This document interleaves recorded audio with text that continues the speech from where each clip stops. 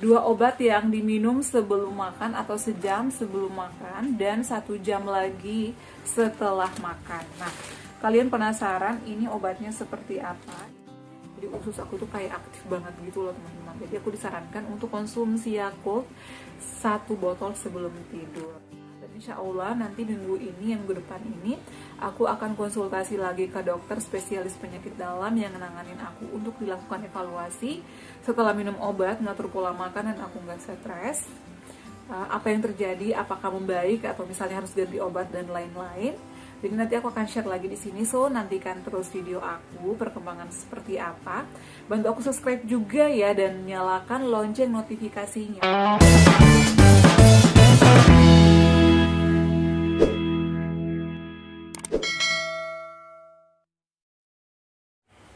Assalamualaikum, halo semuanya. Selamat datang kembali di channel aku, Adifa dan Bunda. Di video kali ini aku akan kembali sharing pengalaman ya teman-teman. Nah sebelumnya jangan lupa bantu aku subscribe channel ini dan juga follow Instagram aku di noladarhum_waod. Terima kasih. Nah teman-teman, jadi beberapa waktu lalu aku kembali lagi konsultasi ke dokter spesialis penyakit dalam. Keluhan aku apa aja sih? Jadi aku merasa itu kurang lebih 1 bulan ini perut aku mulai begah, kembung, dan juga bunyi-bunyi ya. Jadi kayak ngecur, jadi dalam perut aku tuh kayak ada nggak beres gitu loh teman-teman. Terus perih dan juga aku sering banget sendawa, panas, aku juga cemas. Nah sebenarnya sih aku tadinya nggak mau ke dokter. Aku itu kalau misalnya masih tahan ya, masih bisa aku atasi sendiri, aku tuh paling nggak mau ke dokter ya, apalagi harus konsumsi yang namanya obat-obatan dokter atau obat kimia ya. Tadinya aku minum madu ya, madu dan juga kapsul Z-Smart, itu sih sebenarnya reda ya, tapi aku tuh nggak mau berlarut-larut. Akhirnya aku kembali lagi ke rumah sakit ya pada saat aku sebelum endoskopi itu di rujukan ya, sebelum ada rujukan endoskopi. Jadi aku balik lagi ke sana karena rujukan dari puskesmas aku tuh habis. Jadi aku diperpanjang lagi dan aku harus kembali lagi ke rumah sakit awal. Nah, jadi aku itu di situ pengennya minta rujukan lagi untuk ke tempat yang aku endoskopi. Ternyata kata dokter spesialis penyakit dalam yang nanganin aku saat itu, nggak perlu karena obatnya sama saja dan juga hasil endoskopi dan USG-nya sudah ketahuan. Jadi oke, kita fokus saja pengobatan di sini. Obat-obatannya sama, yang jelasnya penyakit aku itu aku ceritakan sejujurnya apa yang aku alami, apa yang aku rasakan ya, kecemasannya dan lain-lain aku jelasin ke dokter lagi.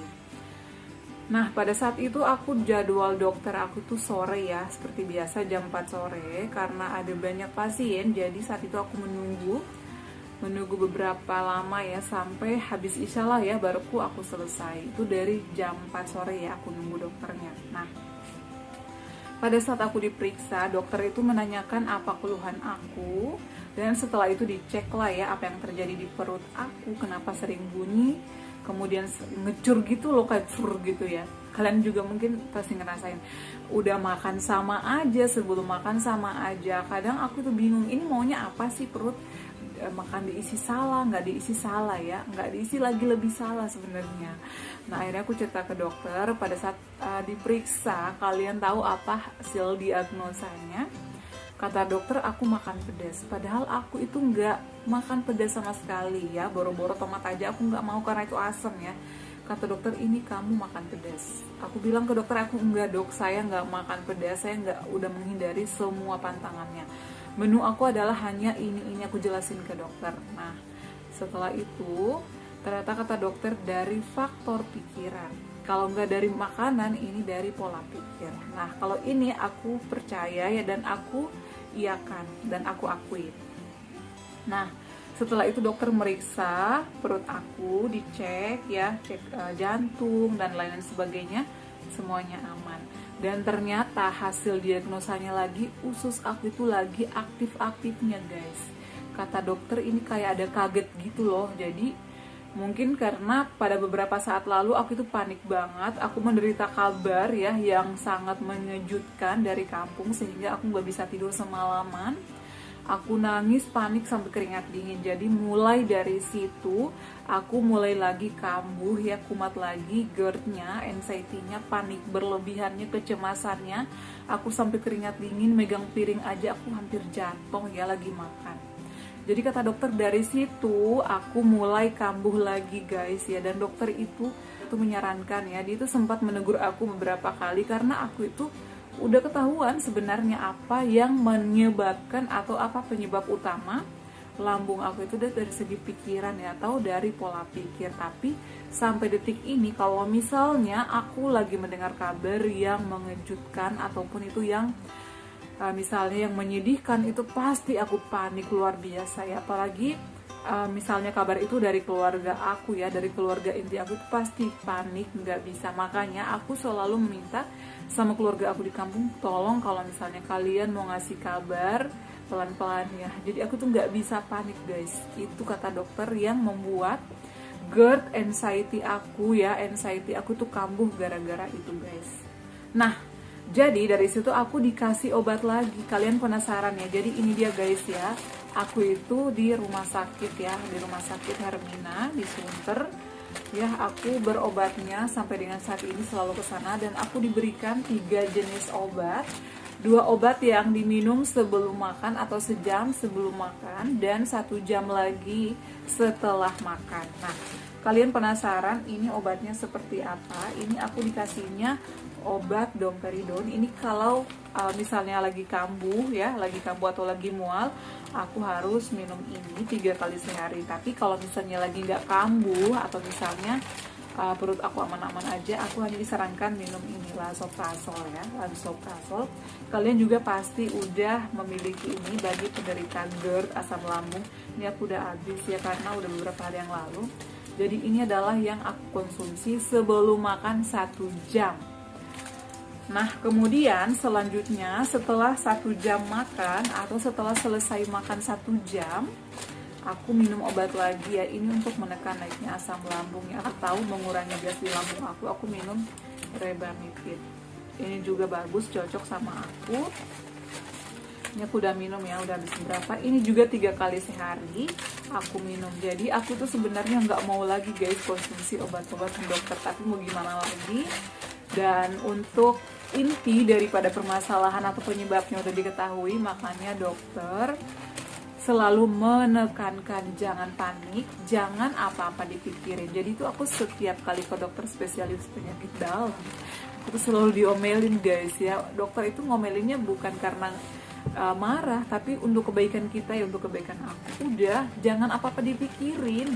Ngapain sih dipikirin? Kamu mikirin orang lain, mikirin meskipun keluarga, tapi kamu nggak pernah mikirin diri kamu. Kalau misalnya kamu kambuh, kan kamu yang repot ya, kamu sendiri yang repot. Apalagi kan kamu jauh dengan keluarga. Jadi aku itu, dokter aku tuh ngerti, aku sering curhat ke dia. Kalau misalnya aku lagi konsul, dia ngerti. Aku tuh perantau, keluarga besar aku di Sulawesi, dan akunya di Jakarta ya. Jadi dokter itu selalu menasehati ya.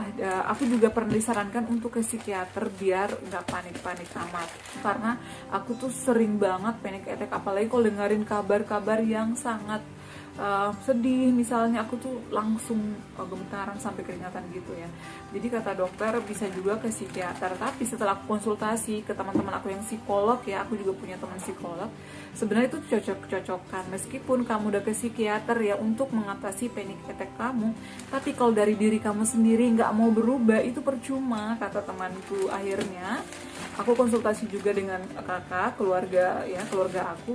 Udah nggak apa-apa, nggak usah ke psikiater, nggak apa-apa. Yang jelasnya kamu harus bisa memilah-milah ya pikirannya, jangan terus difokuskan ke sebuah masalah. Jadi aku tuh harus happy guys, nggak boleh banyak pikiran, aku tuh nggak boleh panik, aku nggak boleh mendengar kabar-kabar yang kurang enak gitu.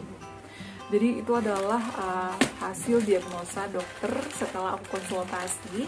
Dan karena kemarin itu usus aku, kata dokter lagi aktif-aktifnya, perut aku sampai ngecur-cur gitu, sampai bunyi-bunyi. Itu karena dari lambung juga asamnya lagi berlebih atau asamnya banyak, gasnya banyak. Jadi saran dokter juga sebelum tidur malam aku harus konsumsi Yakult ya 1 kali sehari.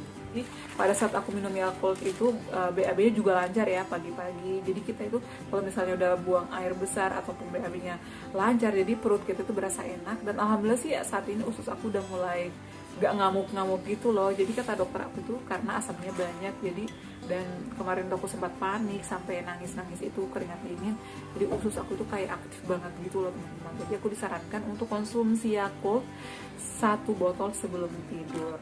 Nah, jadi kata dokter bakteri baik juga bagus untuk kita konsumsi. Nah, buat kalian nih yang pengen punya obat-obatan kayak aku, boleh, tapi harus konsultasi dulu ke dokter spesialis ya, atau ke dokter kalian agar obatnya ini tepat sasaran ya, karena kita lambung ini sebenarnya sensitif ya, nggak boleh semua obat kita konsumsi, kecuali misalnya mungkin obat-obatan tradisional seperti kunyit ya, madu, itu sih sah-sah aja ya menurut aku.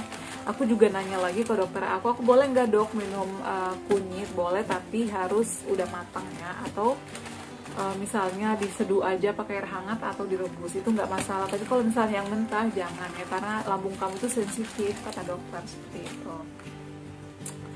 Nah, jadi itu dia sharing aku kali ini, mudah-mudahan bermanfaat ya buat kalian yang mau minum Yakult juga boleh, dan pengen punya obat kayak aku harus konsultasi dulu ke dokter ya. Jangan minum obat sembarangan meskipun sakit lambung sama ya, tapi menurut aku sih, menurut dokter aku, kategori lambung itu ada beberapa ya, ada misalnya gastritis, ada tukak lambung dan lain-lain sebagainya. Jadi harus tepat sasaran. Saran aku sebelum kalian konsumsi obat-obatan apapun harus sesuai instruksi atau resep dokter. Nah teman-teman, jadi itu dia adalah hasil konsultasi aku dan diagnosanya apa, obat-obatan aku apa, dan saran-saran dokter apa. Mudah-mudahan bermanfaat, dan insya Allah nanti minggu ini, yang minggu depan ini, aku akan konsultasi lagi ke dokter spesialis penyakit dalam yang nanganin aku untuk dilakukan evaluasi setelah minum obat, ngatur pola makan, dan aku nggak stres. Apa yang terjadi, apakah membaik atau misalnya harus ganti obat dan lain-lain. Jadi nanti aku akan share lagi di sini, so nantikan terus video aku perkembangan seperti apa. Bantu aku subscribe juga ya, dan nyalakan lonceng notifikasinya agar kalian gak ketinggalan video-video terbaru aku. Yap guys, cukup sekian, mudah-mudahan bermanfaat ya. Jangan lupa untuk terus dukung channel aku Adifa dan Bunda dengan cara like, comment, share, dan subscribe. Assalamualaikum warahmatullahi wabarakatuh. Sampai ketemu lagi di video-video aku selanjutnya. Bye.